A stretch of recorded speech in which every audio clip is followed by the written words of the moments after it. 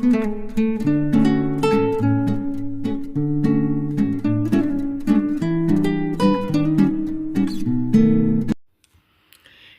পালিত হয় গুরু পূর্ণিমা?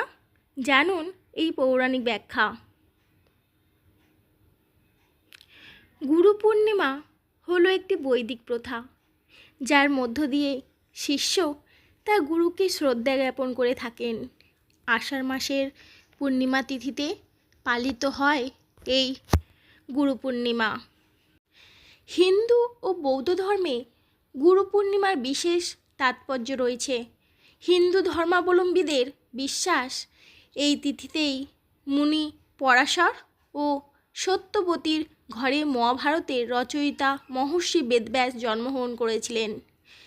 তাই এই দিনে মহর্ষি বেদব্যাসের জন্ম জয়ন্তীও পালন করা হয়।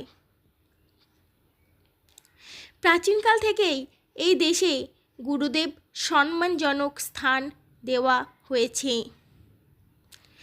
গুরু দেখানো পথে চললে কোনো ব্যক্তি শান্তি ও আনন্দ মোক্ষ প্রাপ্ত করতে পারেন।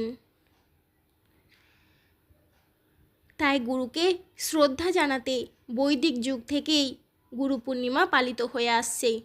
ধর্মীয় বিশ্বাস অনুযায়ী এই পূর্ণিমায় গুরুর পূজার্চনা করলে অক্ষয় আশীর্বাদ মেলে।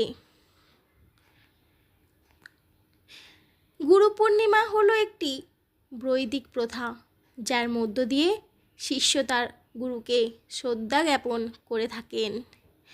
আষাঢ় মাসের পূর্ণিমা তিথিতে পালিত হয় গুরু পূর্ণিমা। হিন্দু ও বৌদ্ধ ধর্মে গুরু পূর্ণিমার বিশেষ তাৎপর্য রয়েছে। হিন্দু ধর্মাবলম্বীদের বিশ্বাস, এই তিথিতেই মুনি পরাশর ও সত্যবতীর ঘরে মহাভারতের রচয়িতা মহর্ষি বেদব্যাস জন্মগ্রহণ করেছিলেন।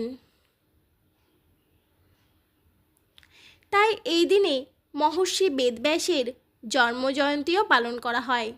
হিন্দু ধর্ম অনুযায়ী তিনিই 4টি বেদের ব্যাখ্যা করে দিয়ে গেছেন। বেদ বিভাজনের কৃতিত্ব তাকেই দেওয়া হয়েছে, তাই তার নাম বেদব্যাস। 18টি পুরাণ ছাড়াও তিনি রচনা করেন মহাভারত ও শ্রী ভগবত গীতা। এই কারণে গুরু পূর্ণিমাকে ব্যাস পূর্ণিমাও বলা হয়।